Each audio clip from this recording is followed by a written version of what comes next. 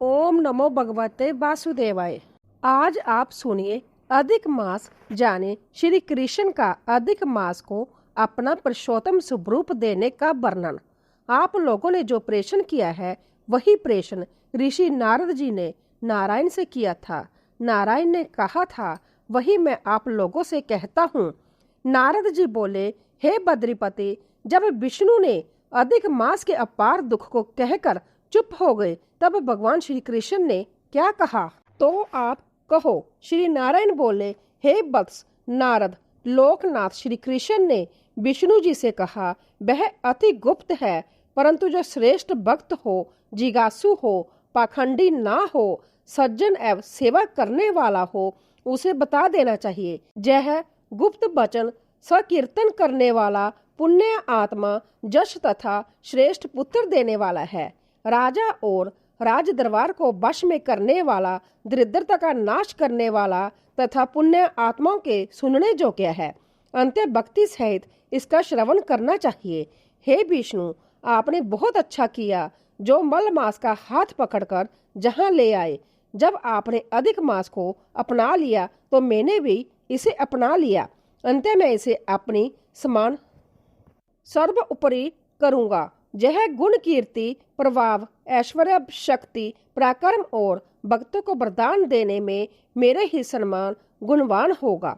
जैसे मैं विश्व में पुरुषोत्तम नाम से प्रसिद्ध हूँ, वैसे ही यह भी पृथ्वी पर पुरुषोत्तम नाम से विख्यात होगा। जो गुण मैंने इसको दिए हैं वे सब मुझ में है और मेरा पुरुषोत्तम नाम लोक और वेद में विख्यात है। हे जनार्दन, वह सभी गुण तुम्हारी प्रसन्नता के लिए आज मैंने इसे दे दिए हैं। अंत्य हे मधुसूदन, आज से मैं इसका स्वामी हूँ। अब इसका पुरुषोत्तम नाम होने से यह जगत में सबसे पवित्र हो जाएगा और यह मेरे समान होकर सब मासों का स्वामी होगा। अब यह जगत में पूज्य और विश्व विख्यात होगा। इसकी जो लोग पूजा, व्रत और आराधना करेंगे उनके सब दुख और दरिद्रता नष्ट हो जाएंगे। 12 महीने सब कामना वाले हैं, परंतु मैंने इसको निष्काम कर दिया। जैसे मैं प्राणियों को मोक्ष देता हूँ, वैसे ही मैंने इसे भी मोक्ष देने वाला बना दिया।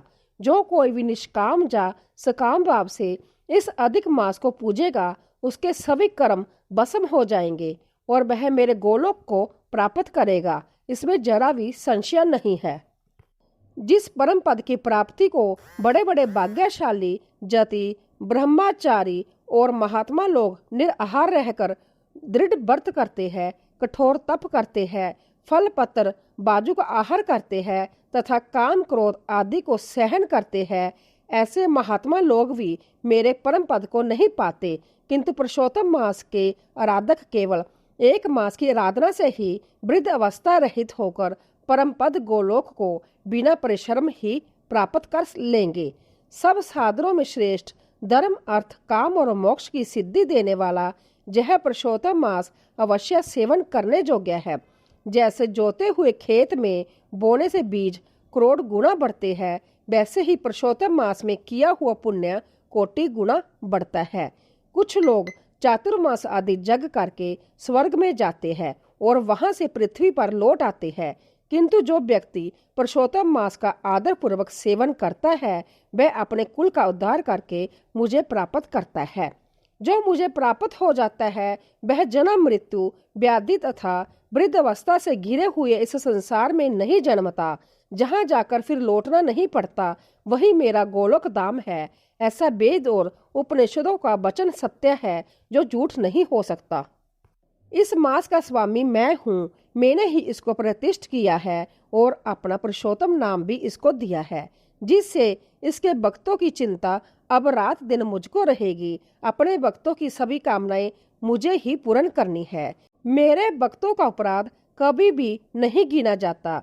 हे विष्णु, मेरी आराधना की अपेक्षा मुझे अपने भक्तों की आराधना अधिक प्रिय है, परंतु कभी कभी मुझे अपने भक्तों की वांछा पूरी करने में कुछ विलंब हो जाता है। पर मेरे पुरुषोत्तम मास के जो भक्त हैं उनकी मनोकामना पूरी करने में मैं कभी विलंब नहीं करता। मल मास के भक्त मेरे भक्त है, वह मुझको अत्यंत प्रिय है। इस मास में जो अज्ञानी मनुष्य स्नान, दान, नदी स्नान, अच्छे कर्म नहीं करते और देव तीर्थ ब्राह्मण का उपहास करते हैं, वह दुष्ट और अभागे लोग स्वप्न में भी सुख नहीं पाते। जैसे खरगोश के सींग खोजने पर भी नहीं मिलते, वैसे ही जो मूर्ख मेरे प्रिय मलमास का तिरस्कार करते हैं और धर्म का आचरण नहीं करते, वह कुंभी पाक नरक में पड़ते हैं और जब तक पृथ्वी पर जीवित रहते हैं तब तक अनेक कष्ट पाते हैं तथा पुत्र पत्नी आदि द्वारा दिए गए क्लेशों को भोगते हैं। जो सुहागन स्त्रियां पुत्र सुख और अपने सौभाग्य की कामना से पुरुषोत्तम मास में स्नान, दान, पूजा पाठ आदि करेगी, उनको मैं सौभाग्य, संपत्ति, विविध सुख एवं पुत्र आदि देता रहूंगा। और जो स्त्रियां मेरा मास व्यर्थ निकाल देगी, मैं उनके प्रतिकूल हो जाऊंगा। अंत इस मास में सभी शुद्ध मन से स्नान, पूजा, जप आदि अवश्य करे और अपनी शक्ति के अनुसार दान भी करे। जो पुरुषोत्तम मास में श्रद्धा भक्ति से मेरी पूजा करेगा, वह धन, पुत्र और विविध भौतिक सुख भोग कर अंत में गोलोक में जाकर वास करेगा।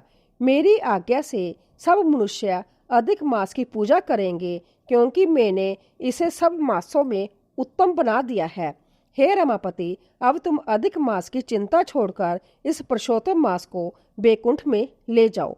श्री नारायण बोले। इस प्रकार विष्णु जी श्री कृष्ण के मुख से ऐसे रसपूर्ण वचन सुनकर बड़े आनंदित हुए और मलमास को साथ लेकर नवीन मेघ के समान श्याम कांति वाले श्री श्याम सुंदर को प्रणाम करके गरुड़ पर बैठकर शीघ्र ही अपने बैकुंठ को चले गए। अगले अध्याय में आप सुनेंगे श्री कृष्ण का युधिष्ठिर आदि से द्रौपदी के पूर्व जन्म का वर्णन। इसी के साथ आप सुनिए गीता का यह अध्याय। अर्जुन ने भगवान श्री कृष्ण से पूछा, हे जनार्दन, यदि कर्मों की अपेक्षा ज्ञान आपके मत में श्रेष्ठ है, तो फिर हे केशव, मुझे भयंकर कर्म में क्यों लगाते हो? आप मिले जुले वचनों से मेरी बुद्धि को मोहित कर रहे हैं।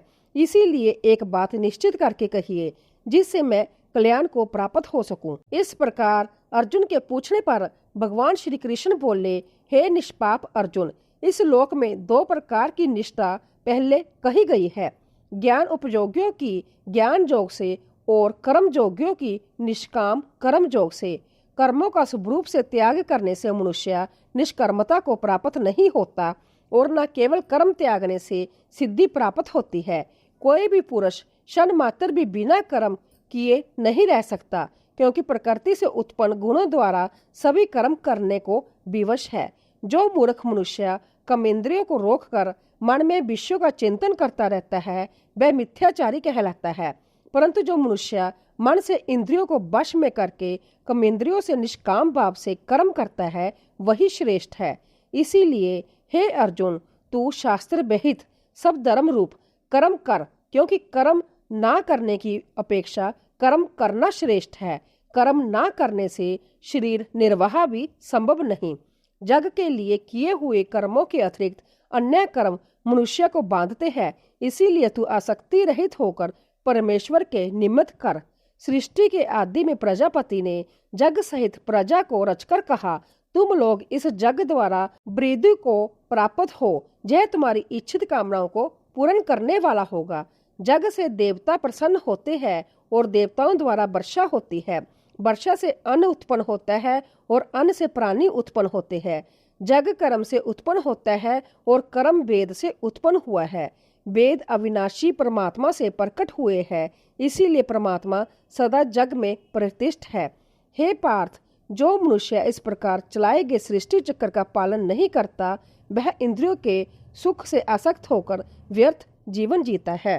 परंतु जो मनुष्य आत्मा में ही प्रीति वाला, आत्मा में ही रमन करने वाला तथा आत्मा में ही संतुष्ट होता है, उसके लिए कोई कर्तव्य शेष नहीं रहता, क्योंकि इस संसार में उस पुरुष का किए जाने से भी कोई प्रयोजन नहीं है और ना किए जाने वाले से भी कोई प्रयोजन नहीं है, तथा उसका संपूर्ण भूतों में कुछ भी स्वार्थ का संबंध नहीं है, तो भी उसके द्वारा केवल लोकहित के लिए कर्म किए जाते हैं। इसलिए तू अनासक्त होकर निरंतर कर्तव्य कर्म का अच्छी प्रकार आचरण कर, क्योंकि अनासक्त पुरुष कर्म करता हुआ परमात्मा को प्राप्त होता है। इस प्रकार जन का ज्ञानी जन भी आसक्ति रहित होकर कर्म द्वारा ही परम सिद्धि को प्राप्त हुए हैं। इसीलिए तथा लोक संग्रह को देखते हुए भी तू कर्म करने योग्य है, क्योंकि श्रेष्ठ पुरुष जो जो आचरण करता है अन्य पुरुष भी उसी का अनुसरण करते हैं। वह पुरुष जो कुछ प्रमाण स्थापित कर देता है लोग भी उसी के अनुसार चलते हैं। इसीलिए हे अर्जुन, जब भी मुझे तीनों लोकों में कुछ भी कर्तव्य नहीं है तथा किंचित मात्र भी प्राप्त होने योग्य वस्तु अप्राप्त नहीं है, तो भी मैं कर्म में ही लगा रहता हूँ, क्योंकि यदि मैं सावधान होकर कर्म में ना बरतूं तो हे अर्जुन, सब प्रकार से मनुष्य मेरे मार्ग के अनुसार ही चलेंगे। यदि मैं कर्म ना करूं तो जैसे सब लोग भ्रष्ट हो जाएं और मैं वर्ण संकर का करने वाला हो जाऊं तथा इस सारी प्रजा का नाश करने वाला बनूं। इसीलिए हे भरत, कर्म में असक्त हुए अज्ञानी जैसे कर्म करते हैं वैसे ही अनासक्त हुआ विद्वान भी लोक शिक्षा की इच्छा से कर्म करे। ज्ञानी पुरुष को चाहिए कि कर्मों में आसक्ति वाले अज्ञानियों की बुद्धि में भ्रम उत्पन्न ना करे, किंतु संभव परमात्मा के स्वरूप में स्थित हुआ और सब कर्मों को अच्छी प्रकार करता हुआ उनसे भी वैसे ही कर्म करवाए। हे अर्जुन, वास्तव में संपूर्ण कर्म प्रकृति के गुणों द्वारा किए जाते हैं, तो भी अहंकार से मोहित हुआ अंत्यकरण वाला पुरुष मैं करता हूँ ऐसा मान लेता है। परंतु हे महाबाहु, गुण विभाग और कर्म विभाग के तत्व को जानने वाला ज्ञानी पुरुष संपूर्ण गुण ही गुणों में बरत रहे हैं ऐसा मानकर उनमें आसक्त नहीं होता, और प्रकृति के गुणों से मोहित हुए पुरुष गुण और कर्मों में आसक्त रहते हैं। उन पूर्ण रूप से ना समझने वाले मूर्खों को तत्व को जानने वाला ज्ञानी पुरुष विचलित ना करे। इसीलिए हे अर्जुन, तू ध्यान युक्त चित्त से संपूर्ण कर्मों को मुझ में समर्पण करके आशा रहित और ममता रहित होकर संताप रहित हुआ युद्ध कर। हे अर्जुन, जो कोई भी मनुष्य दोष बुद्धि से रहित और श्रद्धा से युक्त होकर सदा ही मेरे इस मत के अनुसार चलते हैं वह पुरुष संपूर्ण कर्मों से छूट जाते हैं, और जो दोष दृष्टि वाले मूर्ख लोग इस मेरे मत के अनुसार नहीं चलते उनको तू अज्ञानी जान, क्योंकि सभी प्राणी प्रकृति को प्राप्त होकर अर्थात अपने स्वभाव से विवश होकर कर्म करते हैं। ज्ञानवान भी अपनी प्रकृति के अनुसार चेष्टा करता है, फिर इसमें किसी का क्या वश चलेगा। इसीलिए मनुष्य को चाहिए कि इंद्रियों और इंद्रियों के विषय में स्थित जो राग और द्वेष है उनके वश में ना हो, क्योंकि यह दोनों ही कल्याण मार्ग में बाधा डालने वाले महान शत्रु है। इसलिए उन दोनों को जीतकर सावधान होकर सब धर्म का आचरण करें, क्योंकि अच्छी प्रकार आचरण किए हुए दूसरे के धर्म से गुण रहित भी अपना धर्म अति उत्तम है। अपने धर्म में मरना भी कल्याणकारक है और दूसरे का धर्म वैध देने वाला है। इस पर अर्जुन ने पूछा, हे कृष्ण, फिर जब पुरुष बलपूर्वक ना चाहते हुए भी किस प्रेरणा से पाप का आचरण करता है? इस प्रकार अर्जुन के पूछने पर श्री कृष्ण महाराज बोले, हे अर्जुन, रजोगुण से उत्पन्न हुआ यह काम ही क्रोध है, यही बोध खाने वाला अर्थात अग्नि के समान कभी तृप्त ना होने वाला और बड़ा पापी है। इस विषय में इसको ही तू शत्रु समझ। जैसे धुएं से अग्नि और मैल से दर्पण ढक जाता है तथा जैसे गर्भ झिल्ली से ढका रहता है, वैसे इस काम द्वारा यह ज्ञान ढका हुआ है। और हे अर्जुन, इस कभी तृप्त न होने वाले काम रूप नित्य शत्रु द्वारा ज्ञान ढका हुआ है। इंद्रियां, मन और बुद्धि इस काम के निवास स्थान कहे जाते हैं, और यह काम मन, बुद्धि और इंद्रिय द्वारा ही ज्ञान को आच्छादित करके इस जीव आत्मा को मोहित करता है।